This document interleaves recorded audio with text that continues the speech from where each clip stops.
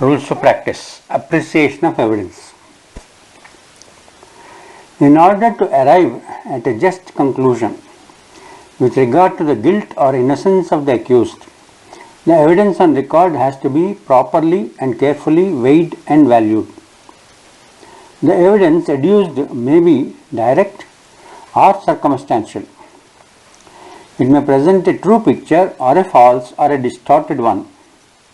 If it is circumstantial, the chain of circumstances may not be quite complete to connect the accused.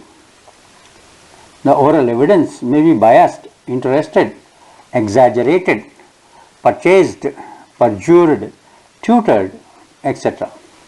In order to give any weight or value to the evidence, its true nature has first to be appreciated. But dependence on the oral evidence is on the variable and inconsistent factors such as human nature. The appreciation thereof can be reduced to a set of formulae. There can be no one either for weighing evidence or drawing inference therefrom. Much must depend upon the presiding officer's common sense, knowledge and experience of men and matters, as each case presents its own peculiarities. Conflicting versions with seeming realities make the task of appreciation of evidence all the more difficult. The power of judgment is put to hard test. The presiding officer has to bring to bear on facts elicited a fair amount of common sense, shrewdness, his knowledge and experience, taking into consideration at the same time the ordinary course of events and human conduct. The correct position would be, while considering the evidence, he should put to himself whether he, as a reasonable person, is convinced that the evidence he has heard satisfies beyond reasonable doubt that what is said to have taken place has really occurred in that particular manner. This matter is not of a simple nature, and mistakes committed to this directional entail serious consequences. It is noticed that sometimes accused are acquitted on what we may call flimsy or inconsequential grounds, while on other occasions convictions are based on material which does not justify convictions at all. Acquittal in most of the cases is based on an erroneous impression and application of the rule of benefit of doubt. It is not every contradiction or discrepancy, however inconsequential in the testimony, that should raise a doubt warranting acquittal. One has to bear in mind that men's powers of observation and expression vary, and an account given by two or more witnesses equally truthful may be discrepant yet sufficiently accurate. Care must therefore be taken in sifting the evidence. The story, if found truthful otherwise, should not be brushed aside by reason of a slight discrepancy or defect which is explicable. Fiat justitia should be the motto of the court, and discovery of truth should be attempted with the help of the evidence adduced. It will be wrong to decline to make such an attempt on the plea of discrepancies, which may be the product of natural imperfectness of human nature. It should be remembered that letting off the guilty without punishment is as much shocking to the public conscience as punishing the accused despite the absence of legal grounds based on legal testimony. Most of such evils follow in the wake of misappreciation of or inability to appreciate evidence by reason of inexperience or ill-equipment of law. Of course, mathematical precision cannot be claimed in matters like these, but reasonableness of view must at all events be ensured by correct approach to the subject. On this behalf, the following guiding principles may be of great help to the presiding officers in achieving that object. 1. The standard of proof in criminal cases is not the same as in civil. That's the heading. In criminal cases, as life and liberty of the accused are involved, a strict standard of proof is required as to the guilt of the accused. It is not the preponderance of probabilities that establishes the guilt of the accused. it is necessary that the evidence on record must prove it beyond reasonable doubt. A conviction cannot be based on the consideration that the prosecution's story may be true. The accused can only be convicted if the court reaches the conclusion that the prosecution's story must be true. Considered as a whole, the prosecution's story may appear to be true, but between may be true and must be true, there is a long distance, and the whole of this distance has to be covered by legal, reliable, and unimpeachable evidence. Citations here are Sarwan Singh, Ratan Singh versus State of Punjab, AIR 1957, SC 637.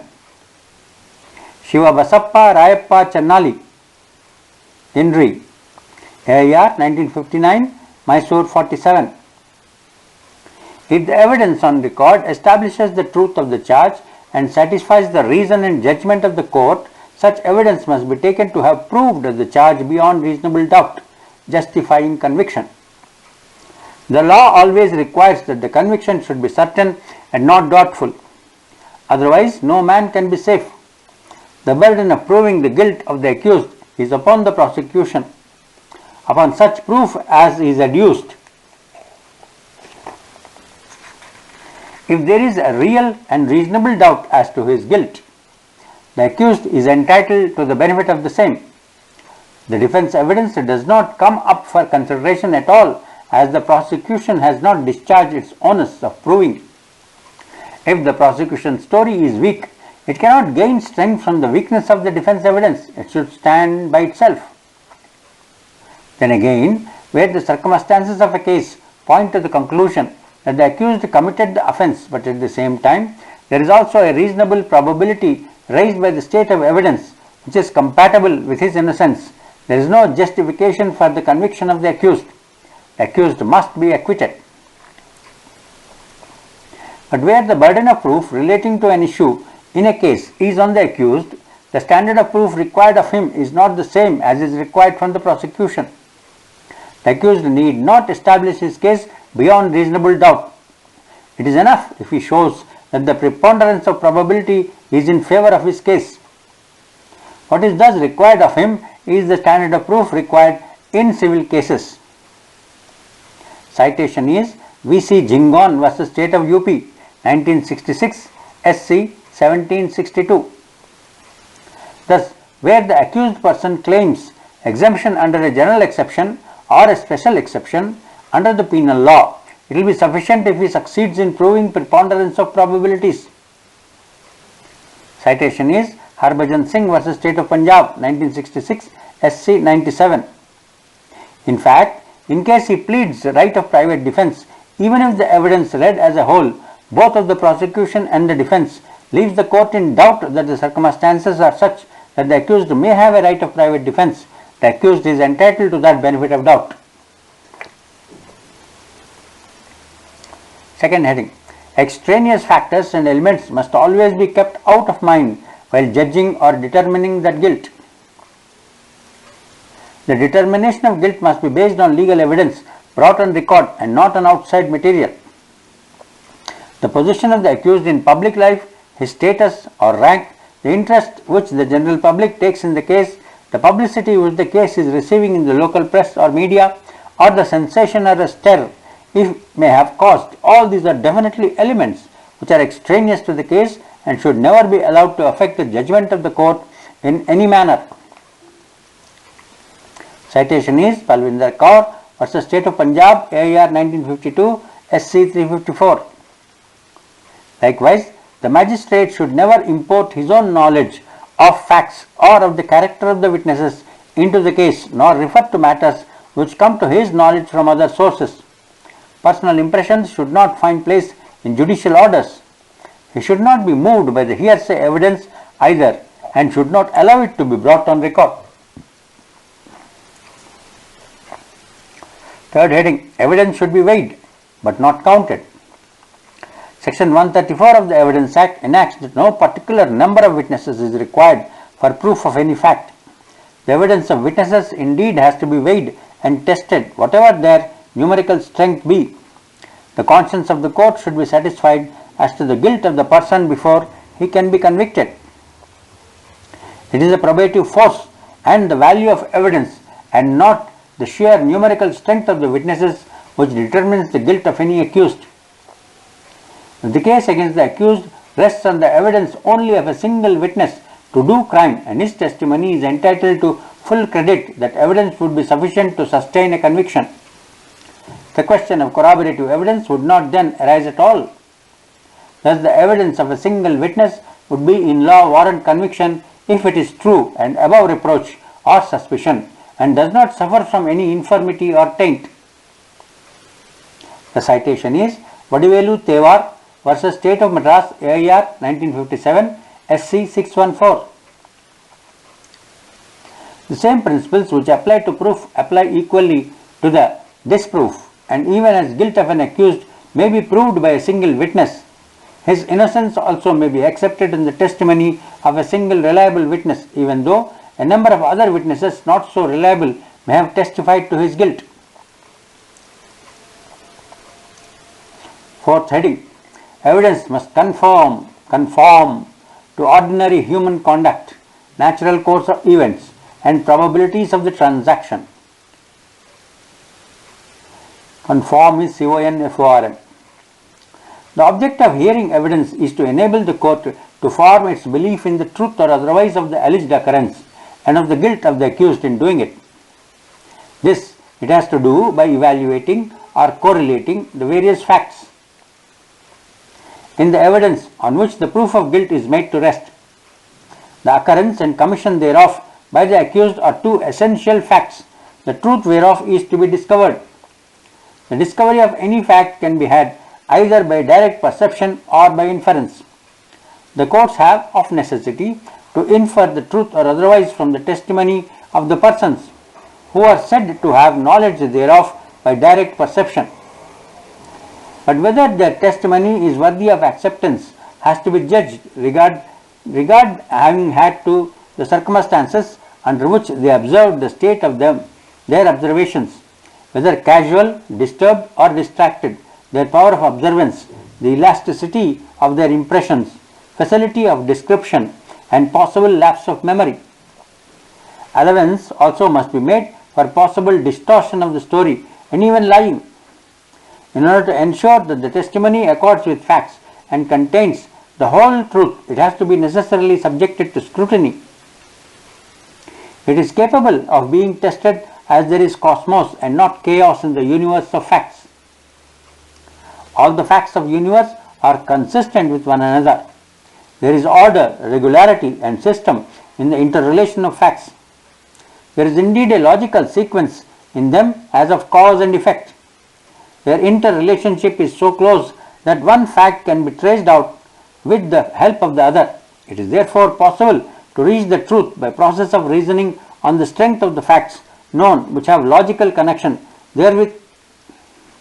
Inference or reasoning to lead us to truth must of course proceed on facts which can be believed to be true. Belief can be engendered only if the said facts accord with reason and common sense. The court, therefore, while judging the testimony or evidence before it, has to necessarily examine whether it is consistent with itself, conforms to the ordinary course of human conduct, the natural course of events and probabilities of the transaction. Of course, in this task, effective cross-examination by the party may help the court a great deal, but absence of such cross-examination does not relieve the court from its duty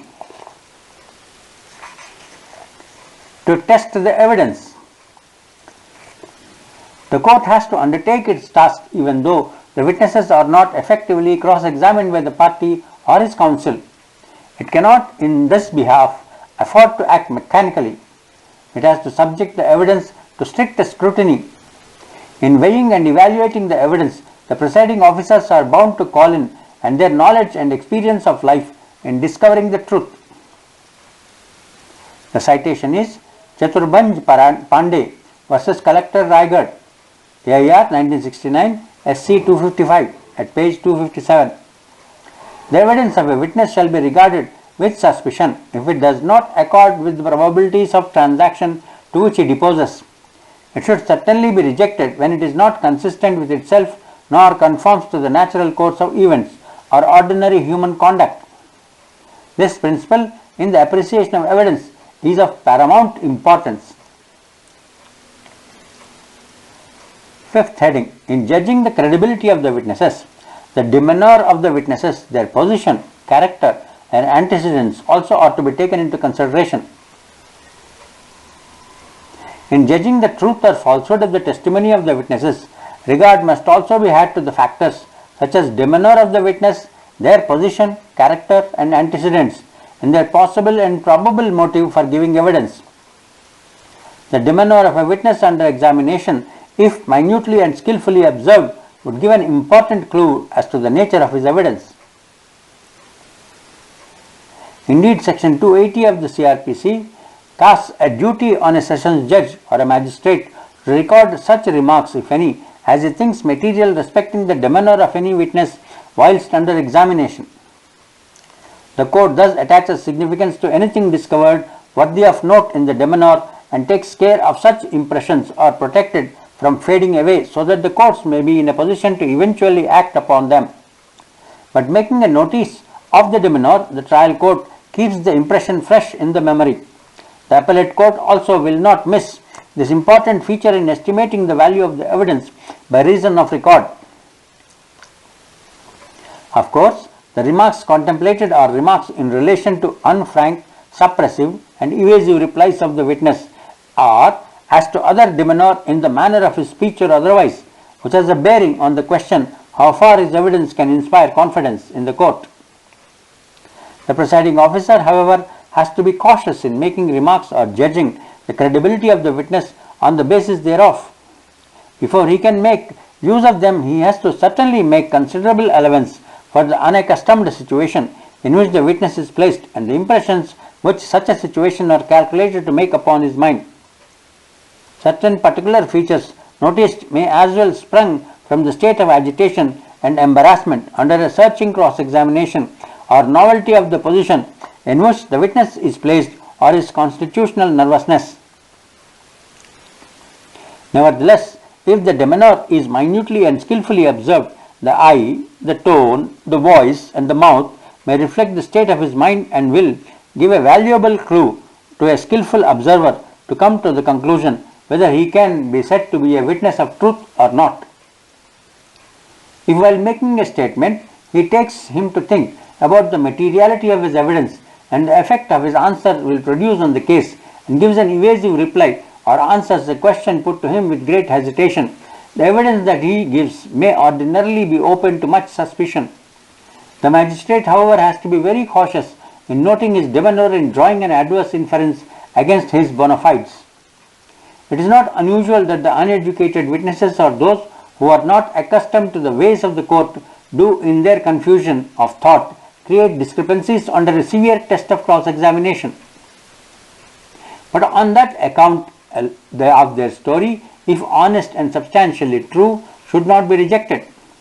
The demeanor, though of great importance, has to be closely, carefully and critically watched, and the conclusion on the basis thereof must be reached with due caution. Further, it is not only the demeanor of a witness, but also his position, character, antecedents, and his probable motive for giving evidence which are also to be taken into consideration. After all, the question of credibility of the witness comes for consideration only at the end, when the presiding officer takes the overall picture and judges the evidence in that light. Sixth heading. The testimony of a partisan or an interested witness or relatives cannot be discredited merely by the reason of that character. What principles should be kept in view in judging the testimony of such witness? Evidence given by witnesses should not be discarded merely on the ground that it is the evidence of a relation or a partisan or an interested witness. Where offences are committed in residential houses, the witnesses to the offences generally are relatives and servants. When factions prevail in villages where offences are committed, evidence available may be largely of partisan or interested witnesses. The testimony of these witnesses cannot be mechanically rejected on the mere basis of interestedness. Such a rejection is calculated to result in failure of justice ab initio, where interestedness may render their testimony open to strict scrutiny, but interestedness by itself is not a good cause for rejecting or brushing aside their testimony. It is not a bar to testimony. It may be rejected when the witnesses are discredited as regards their good faith and honesty, or their evidence otherwise does not bear scrutiny. The court has therefore to be careful in weighing such evidence and see whether or not their evidence is discrepant, whether the story disclosed by this evidence is probable, whether the testimony appeals to reason and common sense and appears to be true to a reasonable man. In short, the evidence is to be judged taking into account all matters which the court has to keep in view for testing the evidence, and the testimony should be accepted or rejected consequently. The citation is Masal T versus State of UP, AR 1965, SC 202. Again, the witnesses coming under the description of interested witnesses may have further traits. A person may be interested in the victim as being either his relative or his friend, but he may not share with the victim hostility against the assailants. If the relationship of the witness with the victim is close enough and friendship is very intimate, all that the court should do is be careful to note as to whether his testimony bears strict scrutiny. The witness cannot at any rate be discarded on the ground of mere interestedness or being a friend. The court must consider whether the witness is a chance witness or can be accepted as being present at the scene of offence in the normal course of things. Further, if there is no reason to disbelieve the truth of the account given by him, there is no reason why his statement should not be acted upon. Even where the witness, besides being a relative or a friend of the victim, shares the hostility of the victim against the assailant on the principle, it is difficult to accept the plea that his evidence can never be accepted unless it is corroborated in material particulars. Citation is Dayara Singh versus the State of Punjab, AR 1965, SC 328. The testimony of the mother or a near relative of a girl against whom an offence of rape is committed cannot be discounted, dubbing it as interested witness and evidence.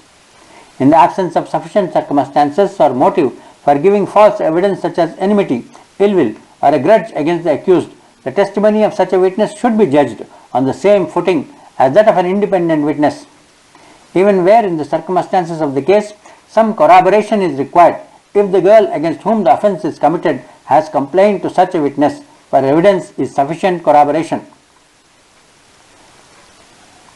Citation is Rameshwar Kalyan Singh versus State of Rajasthan, AR 1952, SC 54.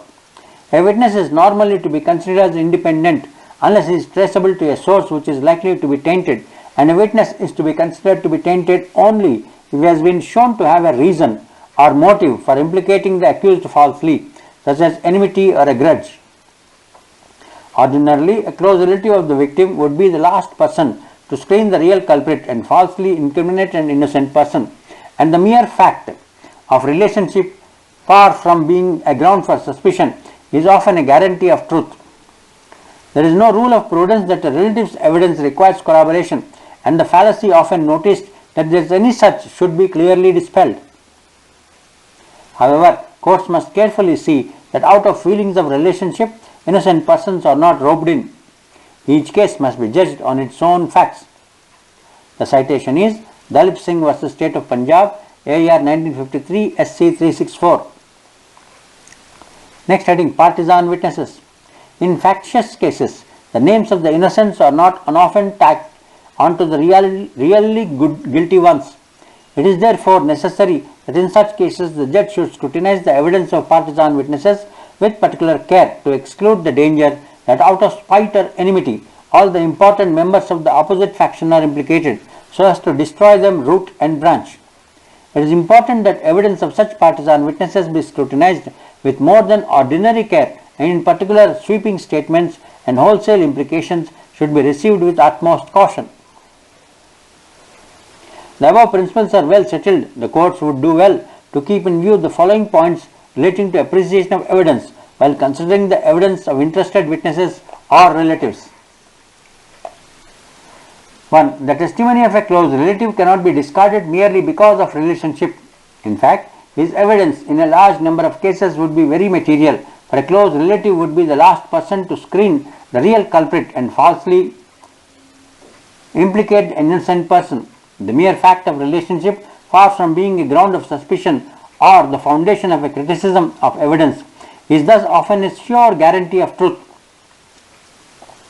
It is not a general rule of prudence to require corroboration before such evidence is believed. Of course, if the culprits are more than one, a rule of prudence may in certain circumstances require corroboration. It must all depend upon the particular circumstances of each case and the degree of confidence inspired by the statement of the witness. 2. A person may be interested in the victim, being his relation or otherwise, and may not necessarily be hostile to the accused. In that case, the fact that the witness was related to a victim or was his friend may not necessarily be a ground to subject the statement of a witness to more than ordinary scrutiny. 3a. Where the witness is a close relation of the victim and is shown to share the victim's hostility against his assailant, that naturally would impel the court to put the evidence to stricter scrutiny before deciding to act upon it. In dealing with such evidence, the court will have to ascertain whether such witnesses are chance witnesses and whether the testimony, having regard to its nature, consistency with itself and conformity with the other circumstances of the case, appeals to reason or common sense and should be accepted as correct or as fairly corroborated by other evidence. Point 2. A person may be interested in the victim being his relation or otherwise and may not necessarily be hostile to the accused. In that case, the fact that the witness was related to the victim or was his friend may not necessarily be a ground or subject the statement of witness to more than ordinary scrutiny. 3a. Where the witness is a close relation of the victim and is shown to share the victim's hostility to the assailant, that naturally would impel the court to put the evidence to stricter sense of scrutiny before deciding to act upon it. In dealing with such evidence, the courts will have to ascertain whether such witnesses are chance witnesses and whether their testimony, having regard to its nature, consistency with itself and conformity with other circumstances of the case, appeals to reason or common sense and should be accepted as correct or is fairly corroborated by other evidence. 3b. It must always be remembered that the interested witnesses are not necessarily liars. Their testimony cannot be rejected and must be acted upon if it bears scrutiny. Their statement may, however, having regard to the circumstances of the case, be judged with care, taking into account the possible bias. 3c. The testimony of partisan witnesses in faction cases must be scrutinized with more than ordinary care and accepted with due caution. 4. It is not the rule that if a witness is shown to be a relative of the victim and is also shown that he shows the hostility of victim towards the assailant, his evidence can never be accepted unless it is corroborated on material particulars. All that can be said is that his testimony should be accepted if it bears scrutiny and the conscience of the court is satisfied that it is the truth or true. Heading number 7. The rule of best evidence should never escape one's attention in evaluating evidence. In attaching weight and value to the evidence, the court should also see why the best evidence which could be produced by the prosecution was not so produced. Where, for instance, a respectable man of the village who was present when the occurrence took place is not produced, but instead two labourers living at a distance from the place of occurrence are produced, the court should view their evidence with suspicion, unless good reasons are given for not producing A, and there are other circumstances to believe the testimony of the labourers. It goes much to the discredit of a party if good evidence which is worthy of credit is kept back and not produced. But if the best evidence has not been produced, it does not mean that the other evidence admissible in law should be rejected forthwith. As observed above, the court has still to consider the weight and legal effect of the witnesses produced in the case. Heading 8. The evidence of child witnesses should be accepted with due care. The competence of a witness is determined by Section 118 of the Evidence Act. According to the said section, every person is competent to give evidence except when the court considers that he or she is unable to understand the questions put to him or her or give rational answers. Such incompetency may arise from causes like tender years, old age, disease, etc. The proviso to Section 5 of Oaths Act prescribes that when a witness is a child under 12 years of age and the court considers that though he understands the duty of speaking the truth, he does not understand what oath means, the court may dispense with the administration of oath. But the judge should always, when dispensing with oath, make a clear record that he was satisfied that the child understands the duty to speak the truth and should also state his reason for thinking so. Citation is Rameshwar Kalyan Singh vs. State of Rajasthan, 1952, SC 54. Although the unsworn testimony of a child is admissible, it must be received with great caution. Children of tender age, generally speaking, are pliable and their evidence can easily be shaped and molded. They can be made to repeat glibly a story put into their mind. They do not possess the discretion to distinguish between what they have witnessed and what they have heard. It is therefore desirable that the absolute reliance should not be placed on the evidence of a solitary child witness. One should look for corroboration of the same from other circumstances in the case. The tender years of the child, coupled with other circumstances appearing in the case, for example, its demeanor, unlikelihood of tutoring, and so forth, may render corroboration unnecessary. But that is a question of fact in every case. If after carefully scrutinizing the evidence, the court comes to the conclusion that there is a great impress of truth in it, there is no bar in law in the way of accepting the evidence of a child witness. The court should look for corroboration as a matter of caution and not as a rule of law. That is the guiding principle in appreciation of evidence of a child witness. There is no law which says that the evidence of a child witness should not be accepted unless it is corroborated. But the rule of prudence requires corroboration. See Muhammad Shugal Isa versus the King, 1946, PC 3. Heading number 9. Evidence of accomplice requires corroboration for conviction. Section 133 of the Evidence Act provides that an accomplice shall be a competent witness against an accused person, and a conviction is not illegal merely because it proceeds upon the uncorroborated testimony of an accomplice. The provision thus places no limitation on the acceptance of the testimony of an accomplice against the accused on the ground that he is an accomplice. It does not impose any condition or correlation for the purpose of conviction. But illustration B of section 114 says that the court may presume that an accomplice is unworthy of credit unless he is corroborated. He is corroborated in material particulars. It follows that notwithstanding that an accomplice is a competent witness against the accused, his testimony is inherently of a tainted nature, and by itself it is not sufficient to sustain a conviction. Of course, it is legal evidence. It can be relied upon in proof of the guilt of the accused if it is worthy of credit, but conviction can follow if it finds corroboration from other evidences. To sustain conviction, it should thus satisfy two tests. Number 1.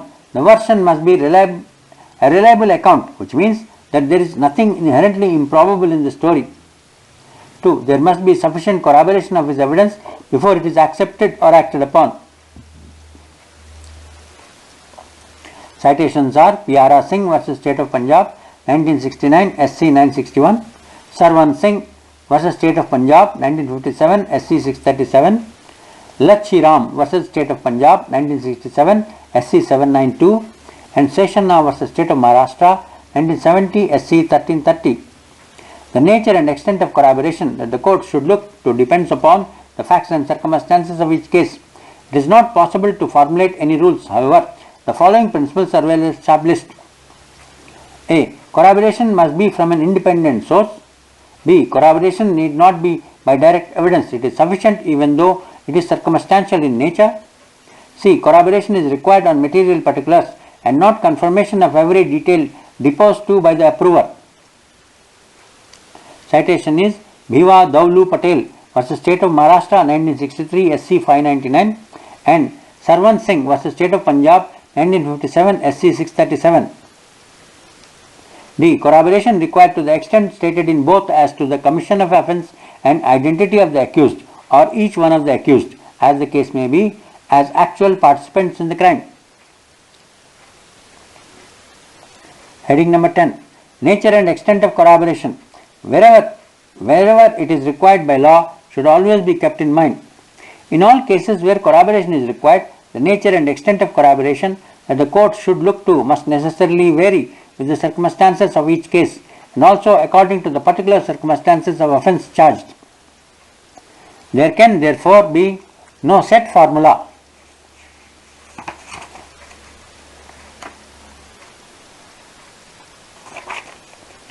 which may be of universal application. However, there are certain guiding principles which will be of great help to the presiding officer in this behalf. These principles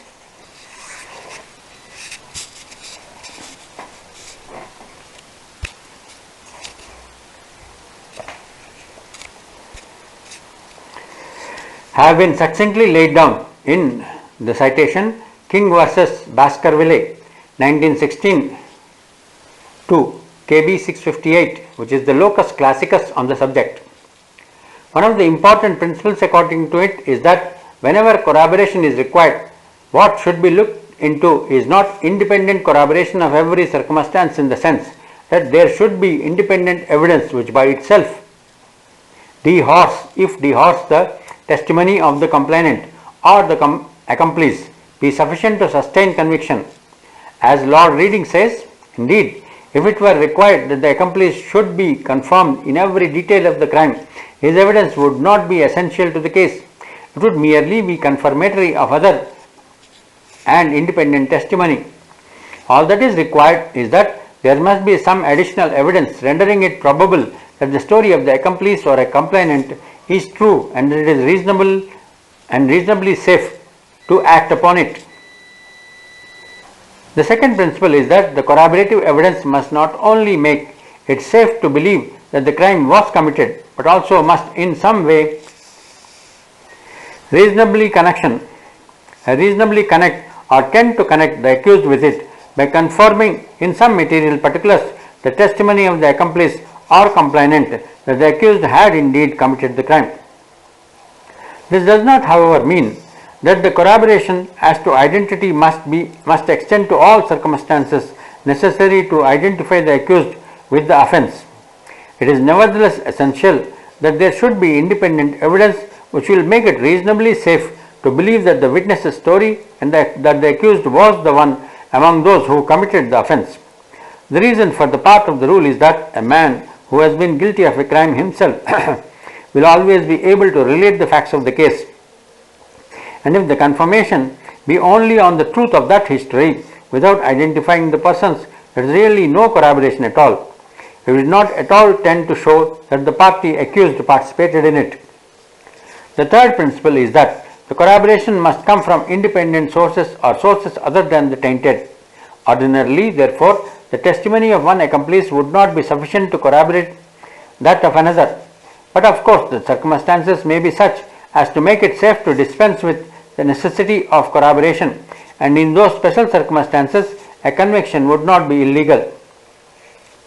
The fourth principle is that the corroboration need not be by direct evidence that the accused committed the crime. It is sufficient even if it is circumstantial evidence as to his connection with the crime. Were it otherwise, many crimes which are usually committed in secret, such as incest, offences with females, or unnatural offences, could never be brought to justice. The above rules were approved or followed in citations Rameshwar Kalyan Singh vs. State of Rajasthan 1952 SC 54, Siddheshwar Ganguly vs. State of West Bengal AIR 1958 SC 143, Major E.G. Barse vs. State of Bombay 1961 SC 1762. Heading 11. Formal statement of a witness may be used as a corroboration of his testimony. The previous statement of a witness may be corroboration of the evidence of the witness. Illustration J under Section 8 of the Indian Evidence Act reads as follows.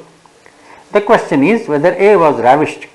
The fact that shortly after the alleged rape, she made a complaint relating to the crime, the circumstances under which and the terms in which the complaint was made are relevant.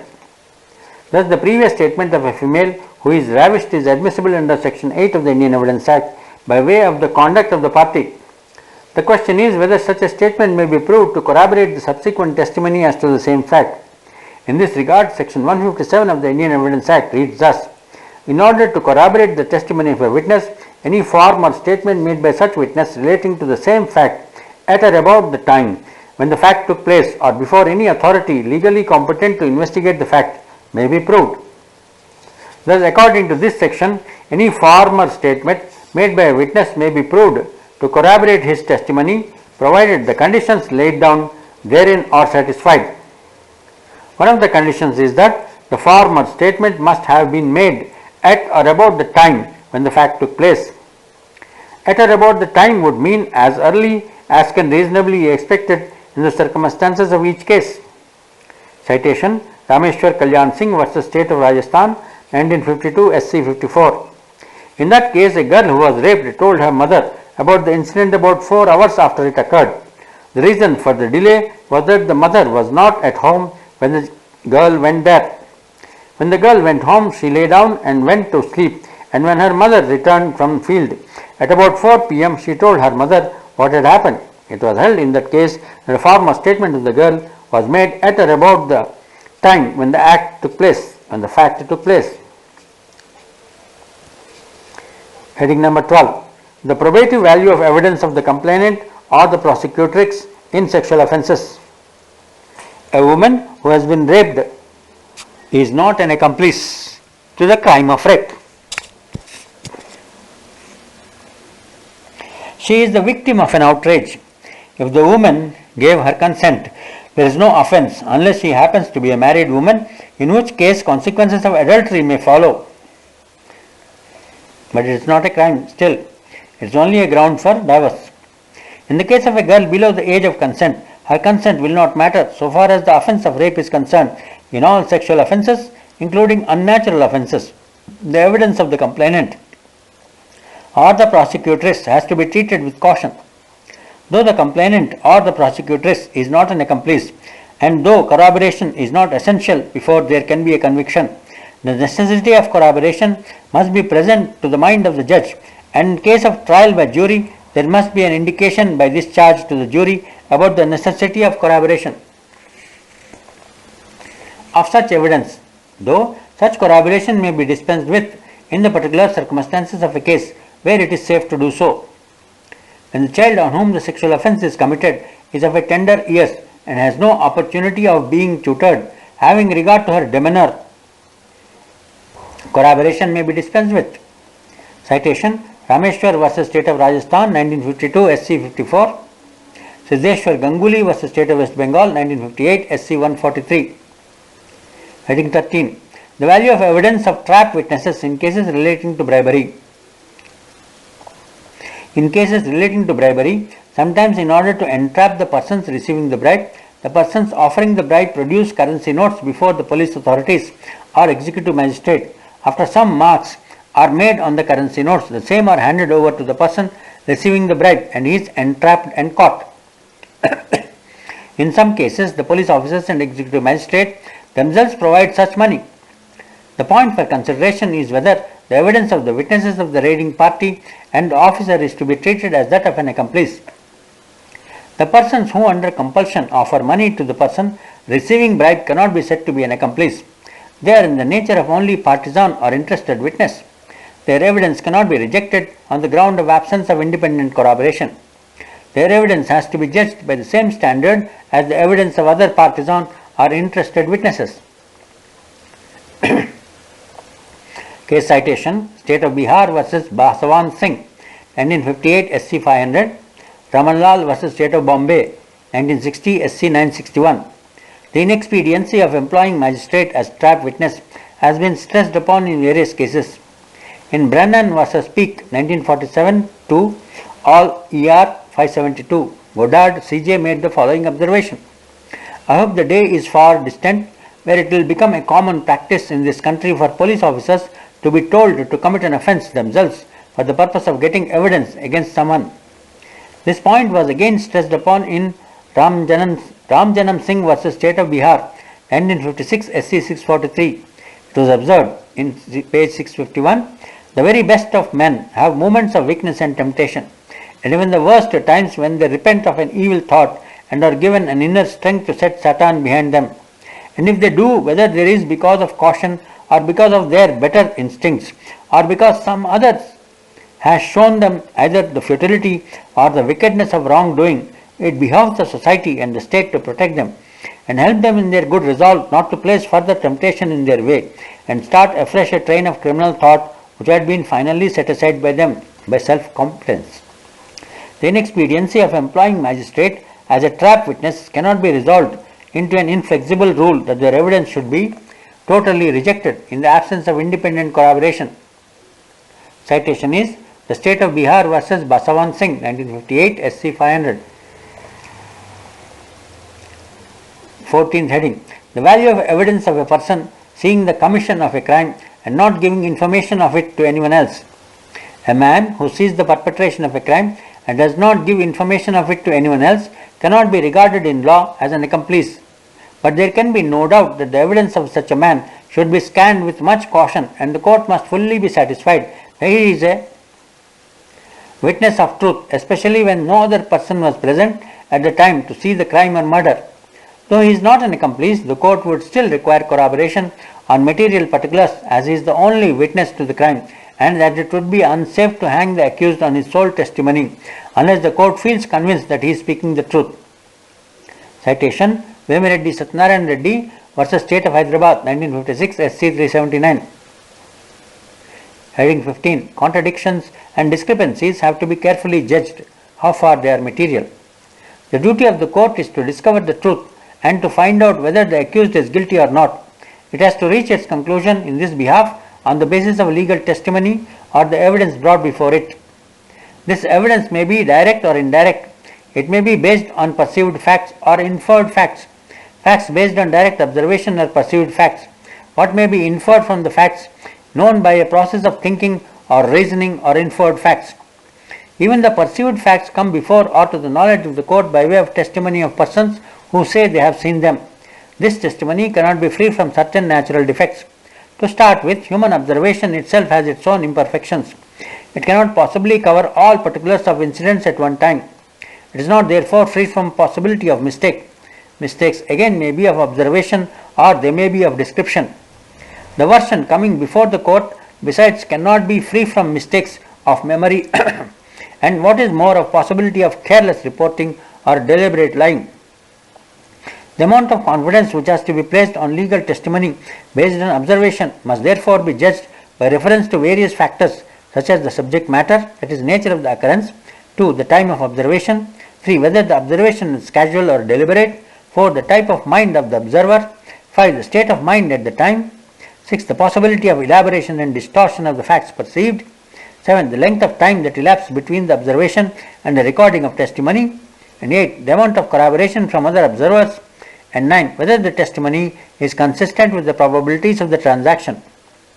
So then, while considering the testimony, we are obliged to take into account not only the possibilities of mistakes of observation and mistakes of memory, but also the possibilities of careless statement or deliberate lying. Of course, a thorough and skillful cross-examination should enable the court to judge the state of observation and witness's memory. It may expose any attempt at a deliberate falsehood as well, but an inference as to the truth or otherwise of the story told has to be drawn even from out of seemingly conflicts, contradictions or discrepancies found in the testimony occasioned by cross-examination or otherwise. These contradictions and discrepancies may flow from natural defect of observation and vagaries of human nature, or they may betray that the version of the deponent are false or unworthy of credit. It all depends upon the nature of the defects and the type of the witness examined.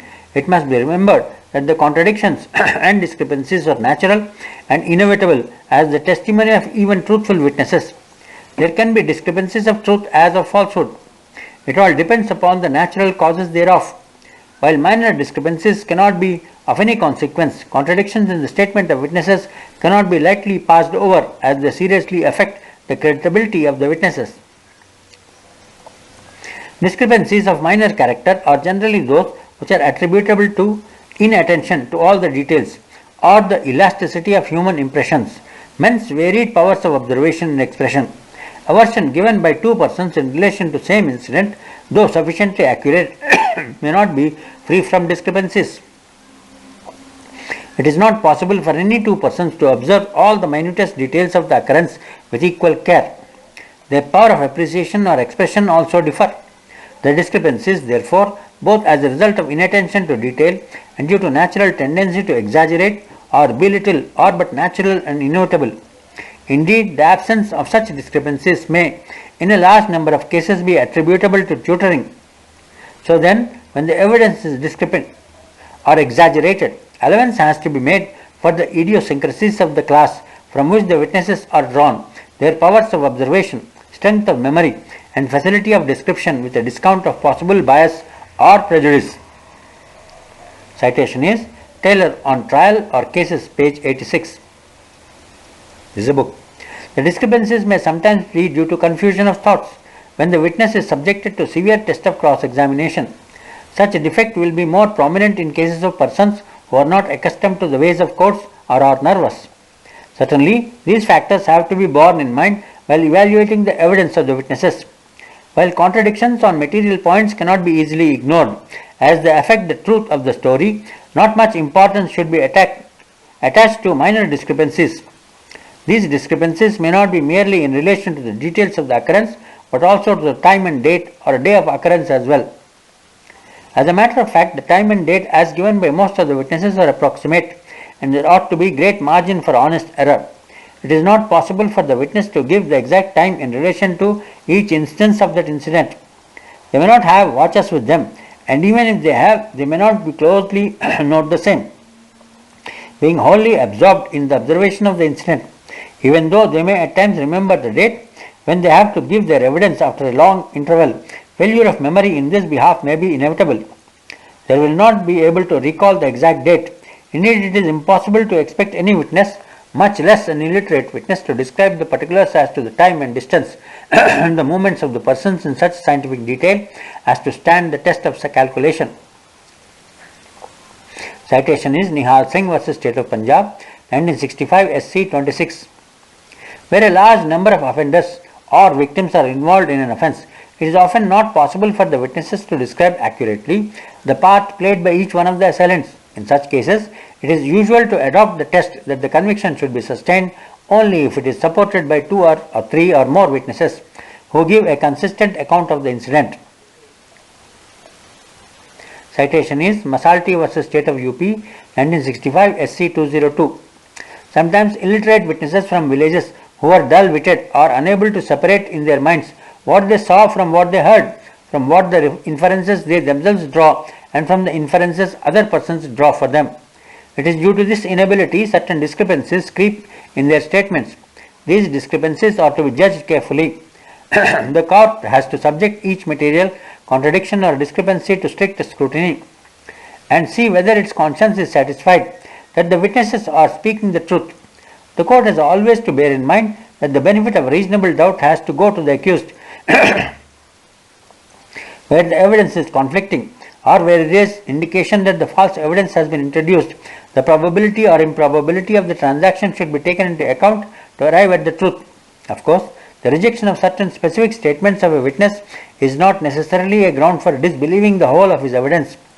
Where the untruth spoken to by a witness is merely embroidery to the story and is attributable to lack of memory, the whole statement should not be disregarded and an attempt should be made to disengage the truth from the falsehood. But if it is established that he has prejudiced himself either with regard to a particular accused or on a major part of the case, that should be enough to discredit the testimony altogether. Citation is Sukha vs. State of Rajasthan, 1956 SC 513. Hardly we come across a case where there is not a grain of untruth in the evidence of a witness. Often the statement of witnesses contain exaggerations, embellishments, embroideries, but on that ground alone their evidence cannot be discarded. Truth must be separated from falsehood in the same manner as chaff should be separated from grain. But where the material portion of the evidence is not believed, it is wholly unsafe to convict any person on a small piece of evidence that may possibly be true. Citation is Ugar Alur vs. State of Bihar, 1965 SC 277, Nisar Ali vs. State of UP, 1957 SC 392. If the statement of a few witnesses is not believed with respect to some of the accused persons, it does not necessarily follow that their evidence should not be relied on with reference to other accused as well. Citation is Gullu Shah vs. State of Bihar, 1968 SC 813. In the case of the cited evidence of witnesses, was not accepted in respect of some of the accused, but was relied on against the appellant. Witnesses who retract their statements to the trial court should be looked upon as witnesses not above suspicion, and their evidence should be regarded with great caution. Where a witness for the prosecution makes a statement in the trial court contradictory to the one before the inquiry magistrate, or the police casting a serious doubt about the case for the prosecution, there is no guarantee of truth in either of his statements and his evidence entirely unreliable. Citation is Madan Mohan Singh vs. State of UP, AR 1954, SC 637. Witnesses who kept silent for a long time about the incident to which they have deposed, and who, moreover, when first questioned by the police, have denied all knowledge of the affair, are not entitled to have their testimony believed later on when they give in a court. Heading number 16. Circumstantial evidence is of considerable help in determining the guilt. Circumstantial evidence is sometimes of very good importance. Indeed, in some heinous crimes, it is the only evidence available. It provides links in a chain of facts which go to establish the guilt of the accused. Where there is no direct evidence and the proof is made to rest on circumstantial evidence, the principles which should be kept in view in judging the guilt are as follows. 1. Each fact and circumstance on which the prosecution relies on in support of its cause must be such as to lead to a reasonable inference about some aspect of the guilt of the accused. 2. Every such fact or circumstance on which the prosecution relies must be clearly proved beyond doubt. 3. The chain of proved facts and circumstances must be of such nature as to point in their total effect irresistibly and unmistakably to the only conclusion that the accused is guilty of the offence. The chain of evidence must be so far complete as not to leave any reasonable doubt for the conclusion consistent with the innocence of the accused person. The circumstances should be of such a conclusive nature and tendency, and they should be such as to exclude every hypothesis but the one proposed to be proved. In short, the incriminating facts established must be incapable of explanation upon any other hypothesis than that of the guilt of the accused. Otherwise, the accused must be given the benefit of doubt. Citation: Ananta Chintaman Lagu vs. State of Bombay, AR 1960, SC 500. Govinda Reddy vs. State of Mysore, AR 1960, SC 29. Eradu vs. State of Hyderabad, AR 1965, SC 316. Charan Singh vs. State of UP, 1967, SC 520. Hanumant Govind Nargundkar vs. State of MP, 1952, SC 343. Heading 17. The significance of the evidence of motive. Motive is the reason which induces and actuates a man to do a certain act. It is a sense of injury or a long cherished feeling of resentment which induces a person to commit an offence. Motive is thus no doubt an important factor and is therefore relevant under Section 8 of the Evidence Act. Existence of adequate motive for the perpetration of crime is an important factor which strengthens the general body of evidence, but failure to prove motive cannot outweigh the positive evidence as to the crime. Thus, motive, though an important factor, adequacy or absence of motive may not affect the merits of the case. If there is positive evidence as to the crime which brings home the guilt of the accused. 18. Heading. The evidence regarding conduct is relevant. The degree of probative value depends on the particular circumstances of each case. In some cases, the prosecution seeks to establish the accused, when arrested, manifested a great agitation and alarm, or that when the accused came to know that the police machinery is set in motion in relation to the occurrence, he immediately took to flight, or that ever since the incident, the accused has been absconding. Wills, in his book on circumstantial evidence at page 126, says, Men are differently constituted in respect of both animals and moral courage, and fear may spring from causes very different from that of conscious guilt. And every man is therefore entitled to a candid construction of his words and actions, particularly if placed in circumstances of great and unexpected difficulty. Mr. Justice Abbott, in a trial for murder where evidence was given of flight, observed in his charge to the story that a person, however conscious of innocence, might not have the courage to stand a trial, but might, although innocent, think it necessary to consult his safety by flight. It may be a conscious anticipation of punishment for guilt, as the guilty will always anticipate the consequences, but at the same time, it may possibly be, according to the frame of mind, merely an inclination to consult his safety by flight rather than stand his trial on charge so heinous and scandalous as this is. These passages show that evidence of such a conduct, unless it is traceable to the conscious guilt of the accused, is not of much consequence. Citation: Kushal Rao vs. State of Bombay, 1958, SC 22. Of course, when there is no sufficient explanation and the other evidence pointing to the guilt is overwhelming, this conduct adds to the proof of guilt. Citation: Pritam Singh vs. State of Punjab, 1956, SC 415. Heading 19. Confession and their value. Deliberate and voluntary confessions of guilt, if clearly proved, are amongst the most effectual proofs in law. That is because it cannot be ordinarily presumed that a rational being will wantonly make admissions prejudicial to his interest and safety. But in a large variety of cases, it is seen that the confession is retracted at the trial. So then, it falls to the duty of the court to determine if the confession is voluntary. The burden will be on the prosecution. If the circumstances in which a confession was made throw a doubt upon its voluntary character, it must be rejected. If the accused claims that the confession was induced or coerced, unless the voluntary nature is fully proved, the confession has no value. The accused is not required to prove his assertion affirmatively. All that may have to be considered is whether what he says is possible. If there is nothing on record to show that his assertion is false, and judged from other circumstances, such things can happen and may have happened on the instance case. That is enough to give benefit to the accused. Citation: Nathu vs. State of UP, 1956, SC 56. Aher Raja Khima vs. State of Saurashtra, 1956, SC 217. If the reasons given by the accused for withdrawing the confessional statement are palpably false, and the statement is held to be true and voluntary, the question arises: what is the importance and weight to be attached to the confession retracted as it stands? If the truth of the confession is established by corroboration in material particulars by independent evidence, it can be acted upon. What is sufficient corroboration for this purpose has to be decided in each case on its own facts and circumstances. It may, however, be generally stated that where the prosecution by the production of reliable evidence which is independent of the confession establishes the truth of certain parts of the account given in the confession, and those parts are so integrally connected with the other parts of the confession that a prudent judge would think it reasonable to believe, in view of the established truth of these parts, that what the accused had stated in the confession as regards his own participation in the crime is also true. That is sufficient corroboration. Citation is Nanda Kumar vs. State of Rajasthan, 1962 to SCR 890. Heading 20. Extrajudicial confession. Extrajudicial confession can be accepted as evidence only if the court is satisfied that it is both voluntary and true. It must be received with great caution. The exact words used by the accused should always be ascertained, and before it is accepted as a piece of evidence justifying a conviction, the court should satisfy itself on the following points.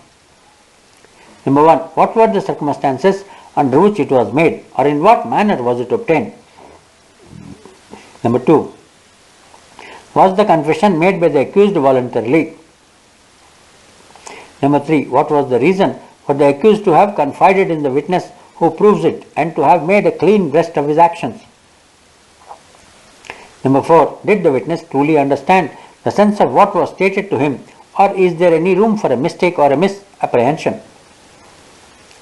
Number 5. Have the words uttered by the accused been correctly reproduced, or is the witness improving on the statement which was made to him?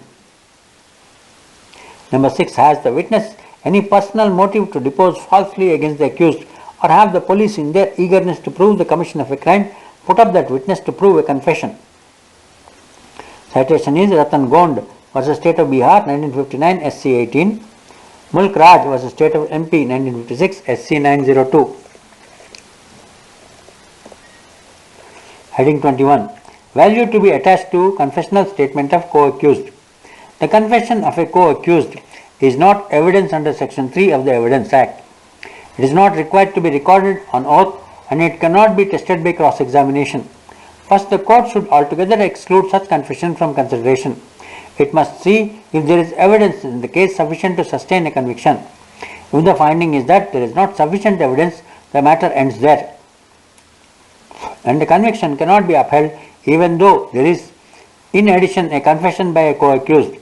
If on the other hand the court finds that the other evidence is of such nature as to be sufficient to sustain a conviction provided it is believed, the confession of a co-accused comes into its use and can be called in aid for lending assurance to the belief in that evidence already recorded. Citation Nathu versus State of UP 1956 SC 56. The confession must implicate the maker himself substantially to the same extent as his companions in crime before it can be used against the accused. Citation Balbir Singh versus State of Punjab 1957 section 216. Section 30 of the Evidence Act also alone permits the court to take into consideration the confession of a co-accused against others if it is made by him affecting himself and some other. The various principles referred to above, though by no means exhaustive, will afford sufficient guidance to the magistrate in particular and all the presiding officers of the criminal courts in general in appreciating oral evidence that may be adduced in criminal cases. The courts called upon to decide criminal cases while appreciating evidence have to take into account documentary evidence as well. They have to call in aid sometimes certain presumptions of law. It need be they have to take judicial notice of certain facts as well. It may be seen that whereas it is manifest that the evidence that may be given in any inquiry or a trial under mandate of Section 5 of the Evidence Act is of the existence or non-existence of every fact is issued and of such other facts as are relevant under the Indian Evidence Act and of no others, and to what are relevant facts have been referred to in Section 6 to 55 of the said Act. The method of proof is not merely by way of oral testimony of witnesses. There are other methods as well. One such method which is most common is the documentary proof. The documents may be public or private.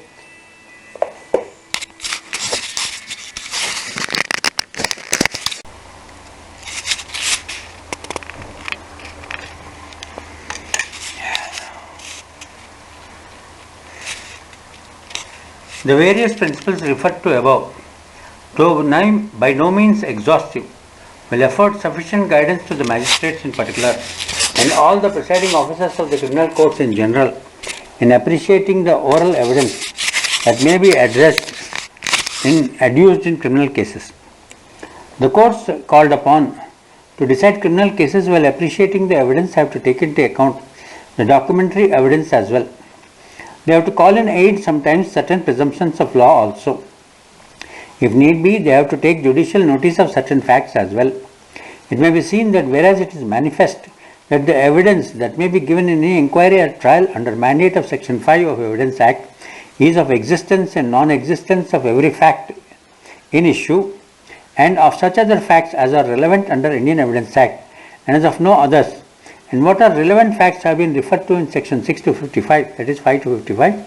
5 is introductory section. The method of proof is not merely by way of oral testimony of witnesses alone. There are other methods as well. One such method which is most common is the documentary proof. The documents may be public or private. Private documents are other than public documents, Section 74 and 75. Method of proof of public documents has been stated in Section 77 to 79, and the presumptions which have to be raised in relation to certain documents have been mentioned in some of the subsequent sections. It is necessary that these presumptions should be kept in mind while judging the evidence. The proof of private documents has to be adduced by producing the originals as the best evidence. They have to be duly proved by a person who wrote and signed them, Section 67. And if any such person is dead and cannot be found or denies his handwriting or signature, they may be proved by 1. The evidence of a person who are familiar with the handwriting or signature, and 2. By a comparison of the signature or writing of that person with the signature or in writing which is admitted or proved to the satisfaction of the court under Section 77. Here handwriting expert will come in. Thus, even in relation to the documents, oral testimony becomes necessary and the principles of appreciation of evidence already referred to will apply. It should be further remembered that the documentary evidence, being not prone to lapses of memory, may have its special value as against the oral evidence, but that has to be judged in the circumstances the document was executed or brought into being. This has to be borne in mind while attaching weight and value to the evidence. Under Evidence Act, the court has to take judicial notice of certain facts without calling upon the party to prove as provided in section 56 and 57. Thus, the court would do well to take all these factors into consideration while appreciating the evidence and coming to its conclusions in criminal cases. Appreciation over. Receipt of FIR. Magistrates and judges receiving FIR shall initial each page and put the date, stamp and time of receipt. The name or number of the messenger shall also be noted. If the FIR is received by post, the envelope shall also be initialed and preserved. The same rule applies to the inquest report and other documents received from the police or other prosecuting agencies. Magistrate is to insist on production of the accused and copies of documents. No order under section 167 of the Code CRPC for remand of an accused should be made unless the accused is produced before the magistrate and he has been heard. Magistrate shall also insist on the production of copies of entries in the case diary, peruse them and initial those documents before passing orders, and also indicate in the order that the documents are perused. Remand to police custody. A magistrate shall not grant remand to police custody unless he is satisfied that there is good ground for doing so, and shall not accept a general statement made by the investigating or other police officer to the effect that the accused may be able to give further information. In all cases where the magistrate authorizes the detention of the accused in the custody of the police, he shall record his reasons for so doing. Order of remand by a magistrate to be forwarded to Sessions Judge. Whenever a magistrate remands an accused person to the custody of police under section 167 of the Code, a copy of the order of remand with the reasons recorded therefor shall be forwarded within 24 hours to the Sessions Judge. Computing period of remand. In computing the period of 15 days mentioned in subsection 2 of section 167 or the proviso to section 309 of the Code, both the days on which the remand order was made and the day on which the accused is ordered to be produced before the court shall be included. While computing the period of detention as prescribed in the proviso to subsection 2 of 167 of the Code, or any period of detention prescribed by any other law, the date of actual production of the accused before the magistrate or the judge he shall be excluded. Next, remand under section 390 of the Code. When an accused person is brought before a subordinate court under section 390 of the court shall explain fully to him his right to the assistance of an advocate at state cost and the procedure of hearing of appeals by the High Court. If the accused is remanded to custody, the court shall forthwith report the action taken to the High Court, and if the warrant issued by the High Court is a bailable warrant, also state its reasons for remand and shall forward a copy of the said report to the collector, who will communicate with the public prosecutor. Bail during investigation. When an accused is released on bail during investigation, he shall be bound over to appear in court after the charge sheet is filed and summons is served on him. It is not necessary to bind him to appear on earlier date or dates. Case law. Merely on the ground that it is not possible to secure the presence of the accused after the charge sheet is filed in court, the magistrate cannot act contrary to law. Accordingly, in the instant case, the presence of the petitioner was dispensed with till the charge sheet is filed in the court below. Case is G. Kundadam versus State of AP 1996. E. Authenticated copies of the orders of the Honorable Supreme Court relating to interim orders, stay orders, bail orders, and record of proceedings communicated through faster system shall be acted upon by all stakeholders to give effect to the orders. Requisition for confession. All requisitions for recording of confession of the accused or statements of the witnesses or for holding identification parades shall be made to such magistrate as is nominated by a sessions judge for a particular police station. On receipt of such requisition, the magistrate shall immediately fix a date for the purpose and issue summons to the witnesses. Statement of witness and confession of the accused shall be recorded in open court and during open court hours, except for reasons to be recorded in writing. No police officer should be allowed to be present in the court hall or in visible distance from the witness of the accused while the statement or confession is being recorded. Confessions. No confession shall be recorded unless the magistrate has explained to the accused that he is under no obligation at all to answer any question and that he is free to speak or refrain from speaking as he pleases, and the magistrate has warned the accused person that it is not intended to make him an approver and that anything said by him will be taken down and thereafter be used against him.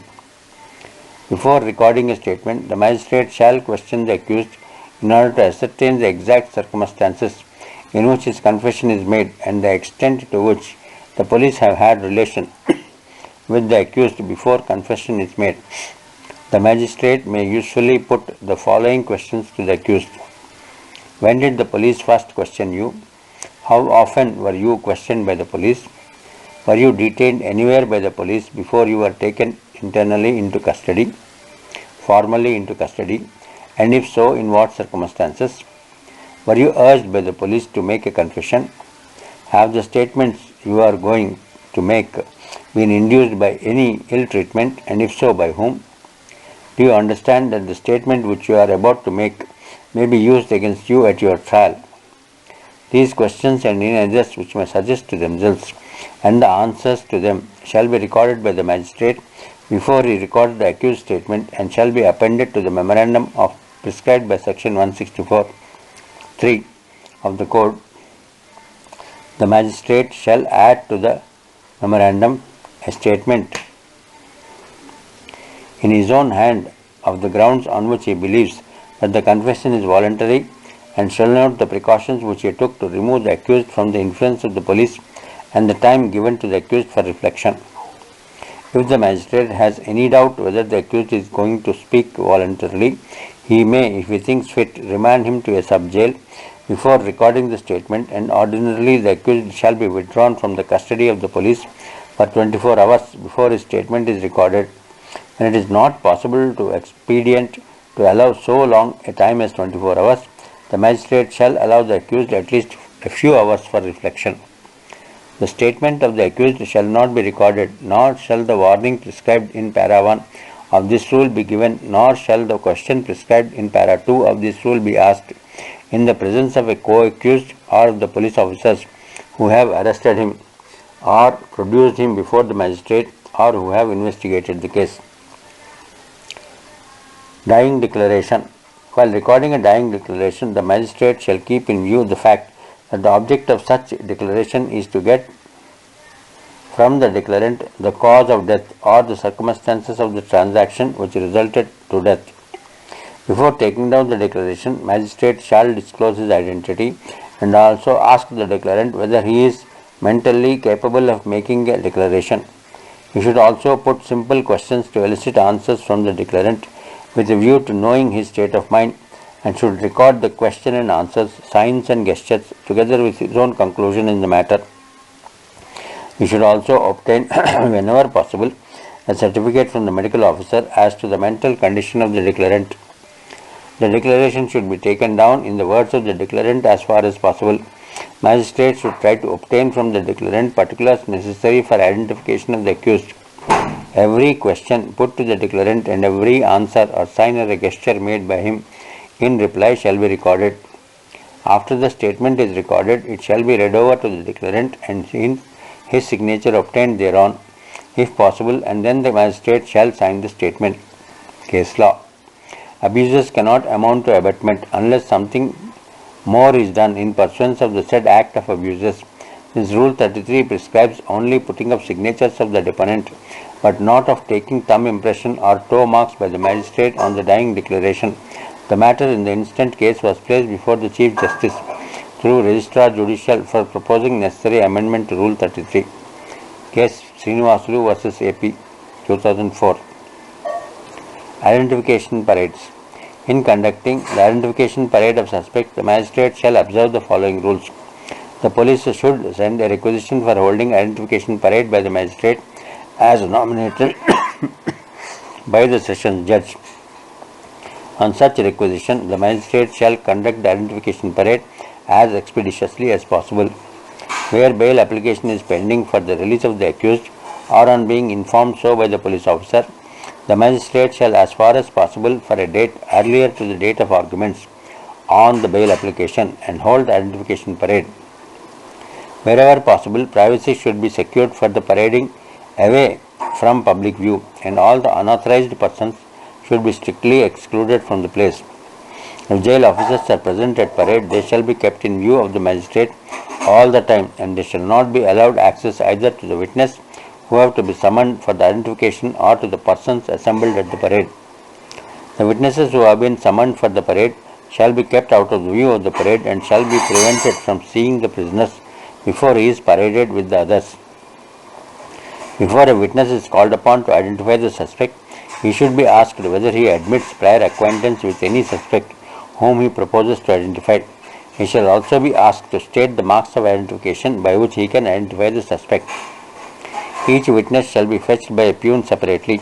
The witness shall be introduced one by one, and on leaving shall not be allowed to communicate with the witness still waiting to see the persons paraded.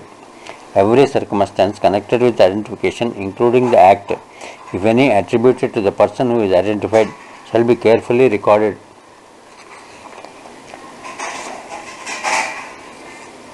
By the officer conducting it, whether the accused or any other person is identified or not, particularly any objection by any suspect to any point in the procedure shall be recorded. Case law is Rule 34.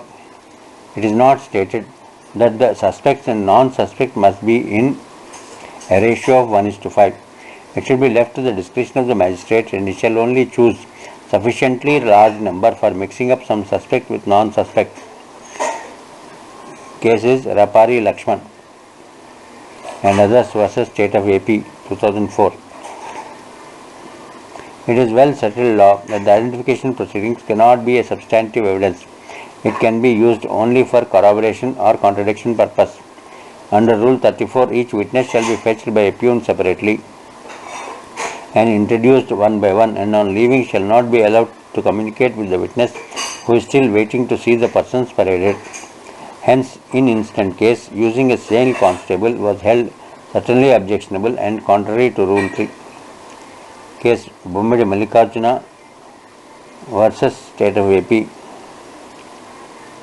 Identification of property. Identification parades of properties shall be held in the court of the magistrate where the properties are lodged. Each item of property shall be put up separately for the parade.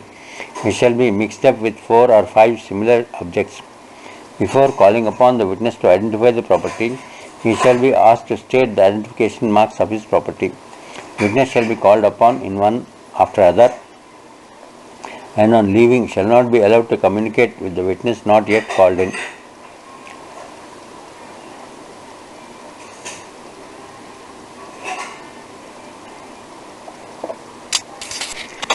Deposition when to be signed by the witness. After each witness is examined and the requirements of section 278 CRPC are complied with, the witness shall be required to sign or affix his thumb impression on the record of his deposition. Copies of deposition shall be furnished free of cost only to the accused who is an indigent person on application made by him. Evidence as to the age of the accused. In every case in which the precise age of the accused person is relevant to the determination of the sentence or order to be passed, evidence shall be taken on the question, and whenever necessary, the opinion of the medical expert shall be obtained. Evidence of Gosha woman. When the deposition of a Gosha woman has to be taken, the court shall, if necessary, adjourn to a place where the witness can be examined with due regard to her privacy in the presence of the accused, precautions being of course taken to make sure of her identity. Police officers not to interpret evidence. Police officers shall not, as a rule, be employed to interpret the evidence of a witness in cases prosecuted by the police. Charges for interpretation. Sessions Judge and Chief Judicial Magistrate are authorized to incur, under intimation to High Court, expenditure to a limit not exceeding 150 rupees each case on account of interpretation of evidence in a language not understood by the accused of in a language other than a language of the court, and not understood by the advocate of the accused or by the court. They are also authorized within the limit prescribed to pass similar charges incurred by magistrates subordinate to them. The provisions for the foregoing paragraph shall also apply to case of interpretation of statements made by the deaf and dumb or the dumb and to the payment of remuneration to expert interpreting such statements. Marking of exhibits. Exhibits admitted in evidence shall be marked as follows. If filed by the prosecution with the capital letter P followed by numeral P1, P2, P3. If filed by the defense with the capital letter D followed by numeral, that is D1, D2, D3. In case the court exhibits with the capital letter C followed by C1, C2, C3, all the exhibits filed by the several accused shall be marked consecutively. All material objects shall be marked in Arabic numbers in continuous series, MO1, MO2, MO3, like that, whether exhibited by the prosecution, defense or the court. Each document shall be assigned a separate exhibit number. Where a marked document contains more pages than one, the total number of pages shall be mentioned in the endorsement. Charges. Charges of previous conviction to be set out separately. If it is proposed to prove several previous convictions against an accused person for the purpose of effecting his punishment, they shall not be lumped in one head of charge, but shall be set forth separately, each under a distinct head of charge. Complainant how to be described in a charge. The person against whom an offence is alleged to have been committed shall be described in the charge by his name and not by his accidental position in the case as complainant, prosecutor or witness. Adjournments. Adjournment to be in writing and reasons therefore to be recorded. Every time an inquiry or a trial is adjourned in order of the court, in writing giving the reasons therefore shall be recorded.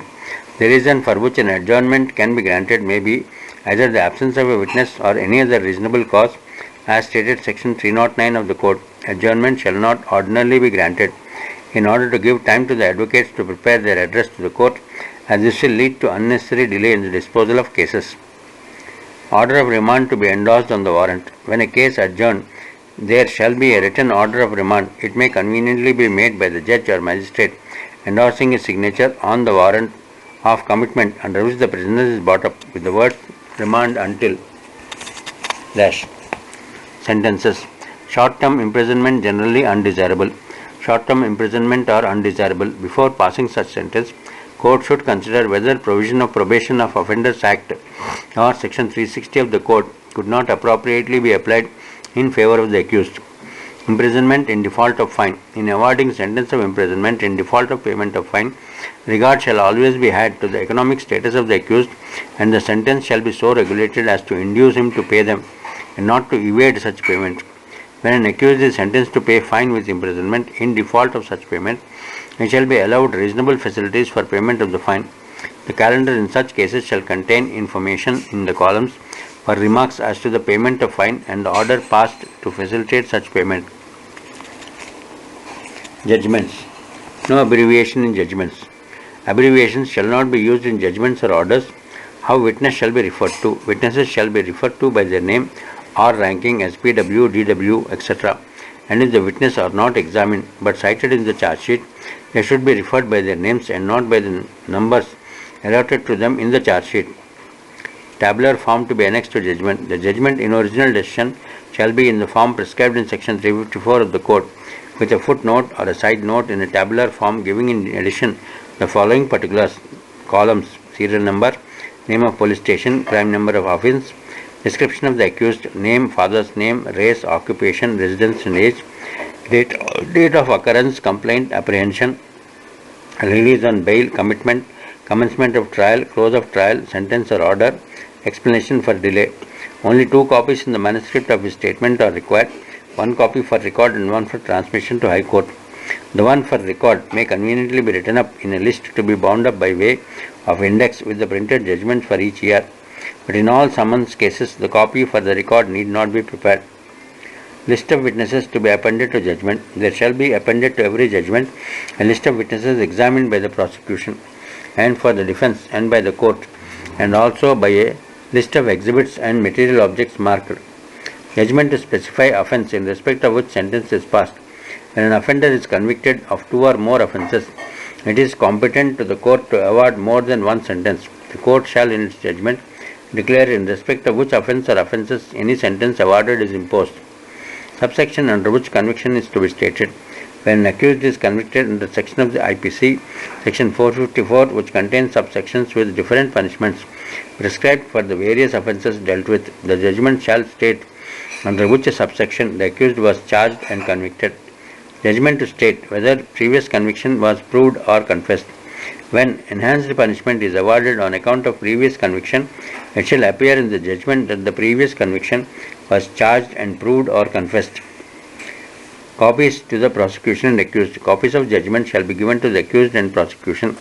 When a person who has been convicted in offence applies for another copy of judgment, in addition to the one required to be furnished by him under section 363 of the Code, with a view to memorializing the government, he shall be furnished with another copy in all cases, free of cost except in summons cases. Judgment against the government official to be furnished to the heads of department. In cases where government officials are charged with criminal offences, copies of judgment and orders and where they are in a regional language, translations thereof in English shall be furnished by the courts to the heads of department concerned free of charge. Copy of judgment when to be sent to the head of department. When in a judgment and order, sessions judge or a magistrate impugns the character or the conduct of any government servant, he should, if he regards the matter as serious enough to call for departmental inquiry or action, forward a copy of the judgment or other to the head of the department or the immediate gazetted officer under whom the government servant is working. Intimation to be given to control of defence accounts and conviction in the military pronouncements.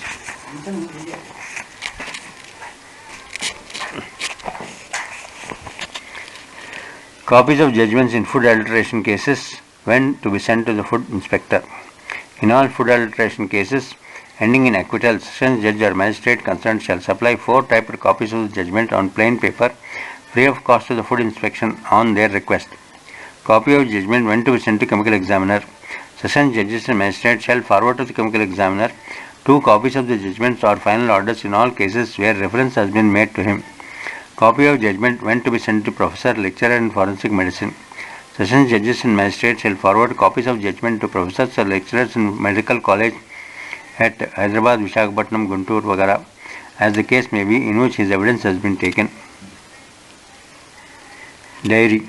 Maintenance of diary. Sessions judge and magistrate shall maintain a diary in the administrative form 11. The diary shall show the time at which the criminal proceedings of each day commenced and the time at which they ended, and shall indicate clearly the progress made in the hearing of each case, specifying the number of witnesses examined and the order in which each case was taken up. The entries shall be initialed by the judge or the magistrate on the day on which they relate. Submission of extracts and calling for original. When a case is committed for trial before the court of session, referred to the chief city magistrate. An extract from the diary shall be placed with the record. It shall be competent to the session judge or chief city magistrate upon a cause shown to call for the original diary of the subordinate magistrate in order to satisfy himself that the extract submitted is a correct transcript of the entries relating to the case and that such entries have not been subsequently altered.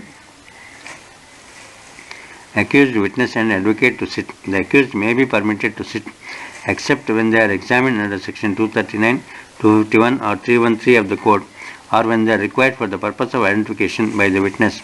The witness may be allowed to sit while giving evidence. Advocates may be allowed to sit while examining or cross-examining the witness.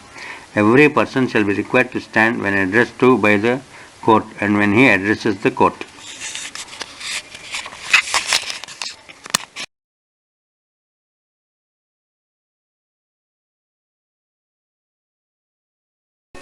इतनी मेहनत मेरी सरकार किसके लिए कर रही है?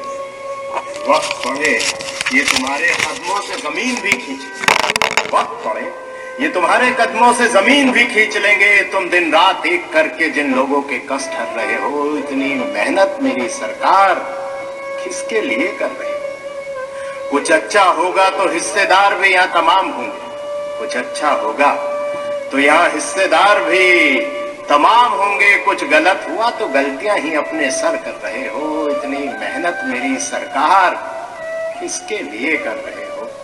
कुछ लुटेरों ने लूटा है देश मेरा, कुछ लुटेरों ने लूटा है देश मेरा और तारीफें भी पा गए। तुम कौन सी मिट्टी के बने हो? तुम कौन से मिट्टी के बने हो जो ना अपनी जेबें भर रहे हो? इतनी मेहनत मेरे सरकार किसके लिए कर रहे हो? ये क्या कर रहे हो? ये क्या कर रहे हो? तुम आखिर क्या चाह रहे हो? ये क्या कर रहे हो? तुम आखिर क्या चाह रहे हो? इन अंधों की बस्ती में क्यों रोज चिराग जला रहे हो? इन अंधों की बस्ती में रोज चिराग जला रहे हो। ये बहरों की जमात है और जबान से भी गूंगी है। ये बहरों की जमात है और जबान से भी गूंगी है। तुम इनको क्या बता रहे हो और क्या सुना रहे हो? तुम इनको क्या बता रहे हो और क्या सुना रहे हो? ये क्या कर रहे हो? तुम आखिर क्या चाह रहे हो? झूठ से लबरेज समंदर है, झूठ से लबरेज समंदर है जो किनारों से उफन पड़ा। जरा सी सच्चाई इसमें मिलाकर तुम क्या बचा रहे हो? जरा सी सच्चाई इसमें मिलाकर तुम क्या बचा रहे हो? ये क्या कर रहे हो? तुम आखिर क्या चाह रहे हो? खुदगर्जी के भाव मंडी में यहाँ लोग बिक रहे हैं। खुदगर्जी के भाव मंडी में यहाँ लोग बिक रहे हैं। इस तार तार दामन में अब क्या छुपा रहे हो? इस तार तार दामन में अब क्या छुपा रहे हो? ये क्या कर रहे हो तुम? आखिर क्या चाह रहे हो? इन अंधों की बस्ती में रोज चिराग जला रहे हो। इन अंधों की बस्ती में क्यों रोज चिराग जला रहे हो? भाइयों दोस्तों, इतना ही कहना है कि खुशनसीब हैं हम कि योगी जी जैसे और मोदी जी जैसे आज हमारे साथ हैं। और सोचिए कि ना परिवार है ना बच्चे हैं, आखिर इतनी मेहनत, इतनी जद्दोजहद किसके लिए? शायद हमारे लिए। और हम क्या